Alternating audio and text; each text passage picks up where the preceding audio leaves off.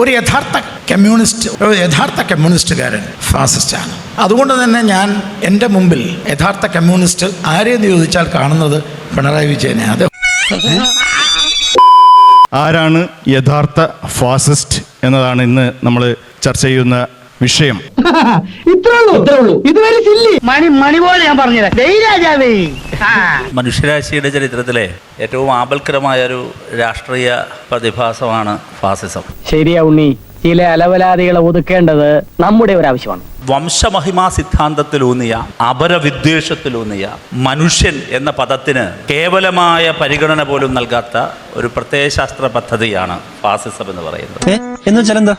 ഭാരിച്ച ചോദ്യം ചോദിച്ച് എന്നെ വെറുതെ ബുദ്ധിമുട്ടിക്കണ്ട, പറയുന്ന അങ്ങോട്ട് കേട്ടാ മതി. അത് ലോകത്തിൻ്റെ ചരിത്രമെടുത്ത് നമ്മൾ കൃത്യമായി പരിശോധിച്ച് നോക്കിയാൽ ലോകത്തെവിടെയെല്ലാം ഫാസിസ്റ്റ് ഭരണകൂടങ്ങൾ വന്നിട്ടുണ്ടോ അവരുടെയെല്ലാം ഫ്യൂവൽ, ഇന്ധനം എന്ന് പറയുന്നത് തീർച്ചയായും ഞാൻ ഈ പറഞ്ഞ കാര്യങ്ങളായിരുന്നു എന്ന് കാണാൻ കഴിയും.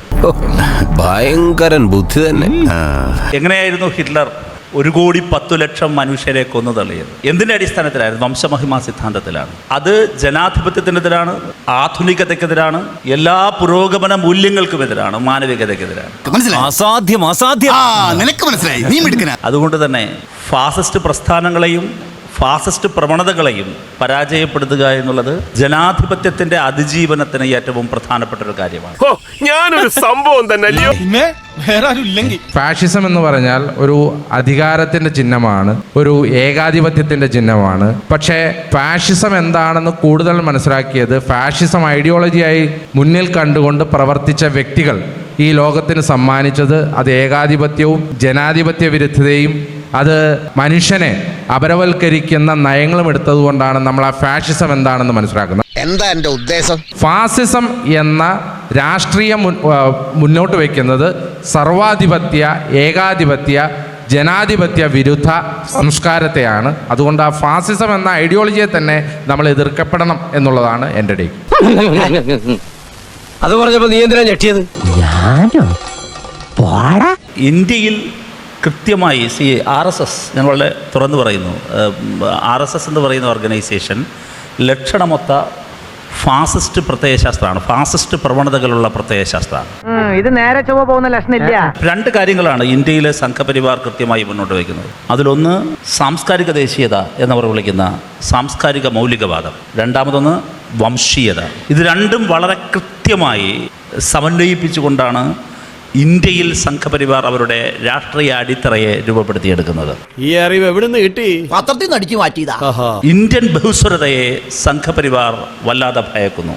അവരതിനെ ബുൾഡോസ് ചെയ്യാൻ ശ്രമിക്കുന്നു. മറിച്ച് അവർ ഒരു രാഷ്ട്രം, ഒരു ഭാഷ, ഒരു സംസ്കാരം എന്ന ഏകശിലാത്മകമായ ഒരു രാഷ്ട്രസങ്കല്പത്തിലേക്ക് നമ്മുടെ രാജ്യത്തെ, ബഹുസ്വരമായ ഇന്ത്യ എന്ന രാജ്യത്തെ കൊണ്ടുവന്നെത്തിക്കുന്നു. അത് ഭരണഘടനാ വിരുദ്ധമാണ്. ഇന്ത്യയുടെ സ്വാതന്ത്ര്യ സമരത്തിന് മഹാത്മാഗാന്ധി ഉൾപ്പെടെയുള്ള മഹാന്മാരായ മനുഷ്യർ നടത്തിയ എല്ലാ ആശയ സമരങ്ങൾക്കും എതിരാണ്. അതുകൊണ്ടാണ് തീർച്ചയായും സംഘപരിവാറിനെ എതിർക്കുന്നതും സംഘപരിവാറിൻ്റെ പ്രവണതകളെ ആപൽക്കരമാണ് എന്ന് പറഞ്ഞ് നമ്മൾ ജാഗ്രതപ്പെടുത്തുന്നതും. എന്താണ് ഇതിന് പ്രതിവിധി എന്ന് ചോദിച്ചാൽ ഭരണഘടനാ മൂല്യങ്ങളെ സേഫ് ഗാർഡ് ചെയ്യുക എന്നുള്ളതാണ്. ഭരണഘടനാ മൂല്യങ്ങളെ എന്ത് പറ്റി രമണ? അപ്പോൾ ഭരണഘടനയെ ഡിഫെൻഡ് ചെയ്താണ് ഇന്നത്തെ ഇന്ത്യയിൽ നമുക്ക് ചെയ്യാൻ കഴിയുന്നത്. ഭരണഘടനയെ ഡിഫെൻഡ് ചെയ്യുക, ഭരണഘടനയെ സേഫ് ഗാർഡ് ചെയ്യുക, അതാണ് നമ്മുടെ ഏറ്റവും പ്രധാനപ്പെട്ട ബാധ്യത. ആ അടിയന്തര രാഷ്ട്രീയ ബാധ്യത ഏറ്റെടുത്തുകൊണ്ടാണ് ഞങ്ങളുടെ പാർട്ടി മുന്നോട്ട് പോകുന്നത്. രാഷ്ട്രീയത്തിലെ യഥാർത്ഥ ഫാസിസ്റ്റാര് ഈ ചോദ്യത്തെ തന്നെ ഞാൻ സ്വാഗതം ചെയ്യുകയാണ്. ഫാസിസം എന്നത് 20-ാം നൂറ്റാണ്ടിൽ ഉടലെടുത്ത പ്രധാനപ്പെട്ട 3 പ്രത്യയശാസ്ത്രങ്ങളുണ്ട്. അതൊന്ന് നാസിസമാണ്, മറ്റൊന്ന് ഫാസിസമാണ്, മൂന്നാമത്തത് കമ്മ്യൂണിസമാണ്. ഈ 3 ഇസങ്ങളും ഒരേ ശൈലിയാണ്, ഒരേ രൂപമാണ്, ഒരേ ഘടനയാണ്, ഒരേ പ്രവർത്തനമാണ്, ഒരേ കാഴ്ചപ്പാടാണ്. അതുകൊണ്ട് ഈ 3 ഇസങ്ങളെയും ലോകം ചവിച്ചുകൊട്ടയിലേക്ക് എറിഞ്ഞു. ഇന്ന് നിലവിൽ ഏതാണ് ഫാസിസം എന്ന് പറഞ്ഞാൽ എല്ലാ അർത്ഥതലങ്ങളിലും ലക്ഷണയുക്തമായ ഒരേ ഒരു ഫാസിസ്റ്റ് രാഷ്ട്രീയം ഇന്ന് നിലവിലുള്ളത് കമ്മ്യൂണിസമാണ്. ഒരു യഥാർത്ഥ കമ്മ്യൂണിസ്റ്റുകാരൻ ഫാസിസ്റ്റാണ്. അതുകൊണ്ട് തന്നെ ഞാൻ എൻ്റെ മുമ്പിൽ യഥാർത്ഥ കമ്മ്യൂണിസ്റ്റ് ആരെയെന്ന് ചോദിച്ചാൽ കാണുന്നത് പിണറായി വിജയനെ. അദ്ദേഹം ഒരു യഥാർത്ഥ കമ്മ്യൂണിസത്തിൻ്റെ പ്രത്യേകത ജനാധിപത്യത്തിൻ്റെ രൂപവും ഭാവവും രുചിയും അന്തർലീനമാകാതെ എന്നാൽ മനോഹരമായ സാമൂഹിക സൃഷ്ടിയുടെ മുദ്രാവാക്യം മുഴക്കുന്ന ഒരു തികഞ്ഞ ഫാസിസമാണ് കമ്മ്യൂണിസം. അപ്പൊ പൊളിച്ചടുക്കാൻ ഇറങ്ങിയിരിക്കുക. അതിലെ തൊഴിലാളി വർഗ സർവാധിപത്യം എന്ന് പറയുന്നത് തന്നെ ഫാസിസത്തിൻ്റെ പ്രധാനപ്പെട്ട ലക്ഷണമാണ്. എല്ലാം കയ്യിൽ നിന്ന് പോവാ. ഇപ്പൊ ഞാൻ ആദ്യം പറഞ്ഞ ഏകാധിപത്യം, കേരളത്തിലെ ഏകാധിപത്യമല്ലേ നടക്കുന്നത്? ഇവിടെ വേറെ വല്ലതും ഉണ്ടോ? കടക്ക് പുറത്തുനിന്ന് മാധ്യമ പ്രവർത്തകരോട് വരുന്നതിന് മുമ്പ് കടക്ക് പുറത്ത് എന്ന് പറയുന്ന ഒരു ഭരണാധികാരി ഏകാധിപത്യത്തിന്റെ മുഖമാണ്. ജനാധിപത്യ വിരുദ്ധമായ സമീപനങ്ങൾ. ഇപ്പൊ നമുക്കറിയാം, ഇവിടെ കേരളത്തിൽ എത്രയോ സമരം ചെയ്യാത്തവരൊന്നുമല്ലോ. ശ്രീ എ റഹീം ഉൾപ്പെടെയുള്ളവർ സമരം ചെയ്തു വന്നവരാണ്. നവകേരള യാത്രക്കെതിരെ ഞങ്ങളൊരു സമരം നടത്തി. ആ സമരമാർഗത്തെ ഏറ്റവും കൂടുതൽ എൻഡോഴ്സ് ചെയ്ത വ്യക്തി എന്ന് പറഞ്ഞാൽ CPM-ന്റെ പഴയ പാർട്ടി സെക്രട്ടറി പിണറായി വിജയനായിരുന്നു. ഒരു കറുത്ത കൊടി പൊക്കി കാണിച്ചാൽ ഇവിടെ എന്ത് സംഭവിക്കും എന്നാണ് അദ്ദേഹം ചോദിച്ചത്. പക്ഷേ ഇവിടെ കറുത്ത കൊടി പൊക്കി കാണിച്ചപ്പോൾ അത് രക്ഷാപ്രവർത്തനം എന്ന ഓമന പേരിട്ട് ആ കറുത്ത കൊടി പൊക്കി കാണിക്കുന്നവരെ ആക്രമിക്കാൻ നിന്നത് പോലീസുകാരായിരുന്നില്ല. നിന്റെ തെളിവുണ്ടാ? തന്റെ തെളിവുണ്ടാ? കൊണ്ട് എന്നാ പറ. ഇദ്ദേഹമാണെങ്കിൽ നോക്കൂ, അതിന് ചില വർഗീകരണങ്ങളുണ്ടാക്കി. ഇദ്ദേഹത്തിൻ്റെതായ ചില വ്യാഖ്യാനങ്ങളാണ്. എന്താണ്? ഒന്ന്, രാഷ്ട്രീയ ഫാസിസം എന്നൊരു ഫാസിസമുണ്ട്. കരിമുടി കാണിക്കുമ്പോൾ മനസ്സിലായില്ലേ? ഇതൊക്കെയാണ് എത്ര വലിയ സാമാന്യവൽക്കരണമാണ്. എന്റെ അമ്മച്ചി എന്തൊരു പെർഫോമൻസ്. യഥാർത്ഥ ഫാസിസം എന്താണ് എന്ന് ധാരണയില്ലാതെ നിങ്ങൾ ഫാസിസത്തിന് നിങ്ങൾക്കിഷ്ടമായ ലളിതയുക്തിയിലെ വ്യാഖ്യാനങ്ങൾ ചമച്ചാൽ രക്ഷപ്പെടുന്നത് ഫാസിസ്റ്റുകളായിരിക്കും. എല്ലാം ഞാൻ കടിച്ചു പിടിച്ചോണ്ട് നിൽക്കണം.